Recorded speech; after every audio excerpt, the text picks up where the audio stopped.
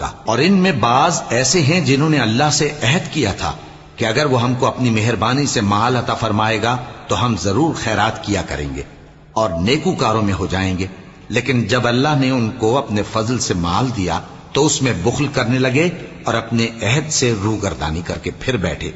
تو اللہ نے اس کا انجام یہ کیا کہ اس روز تک کے لیے جس میں یہ اللہ کے روبرو حاضر ہوں گے ان کے دلوں میں نفاق ڈال دیا، اس لیے کہ انہوں نے اللہ سے جو وعدہ کیا تھا اس کے خلاف کیا، اور اس لیے کہ یہ جھوٹ بولتے تھے۔